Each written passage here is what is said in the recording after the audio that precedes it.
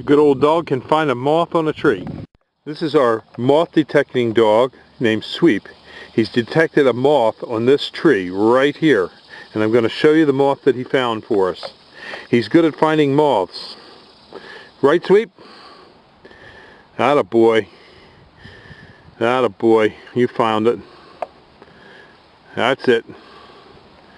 This is the only dog in America trained to find moths on trees, and there he found a gigantic moth. Good work, Sweep.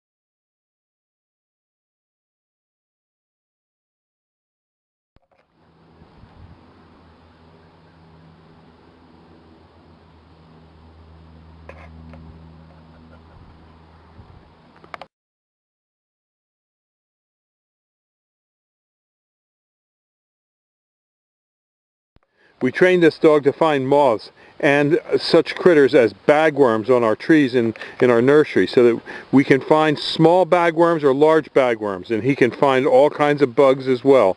But he's really good on big moths. But we tried to train him on bagworms, but we found that this dog is exceptionally good at finding bagworms and moths. And so here he is doing his duty. Thank you very much, Sweep. Bagworms on arborvitae at Highland Hill Farm.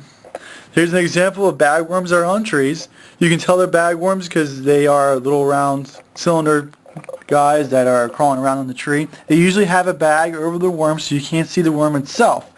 And they use the foliage that they eat off the tree to camouflage their bags.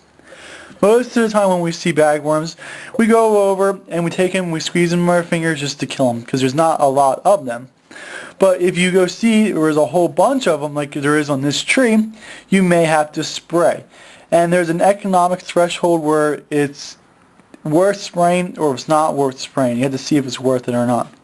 If it's on multiple trees, sometimes you may not see a lot of damage, but there could be one or two. So what we do is we spray them and then we take a sample to see how many of them have died in the sample. Now when you take the sample, you can't squish them in your fingers because that wouldn't make the sample right. So you take a whole bunch of bagworms that you have not squished, that have just been sprayed, and see how effective this spray has been. Now this has been sprayed 3 days ago, so the sample that we've got is about 20 bagworms there, maybe give or take a couple of them. And we line them up all in rows kind of so we can see which ones are going to move or not. After we line them up, we let them go for a little bit and see how many of them are still alive.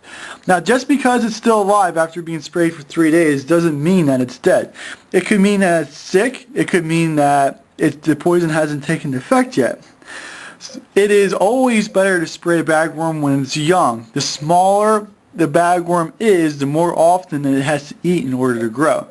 So when you spray it, then it has more chance of that spray actually getting into the system of the bagworm. So we sit here for a little bit and we take a look at the bagworms and we see how many of them died.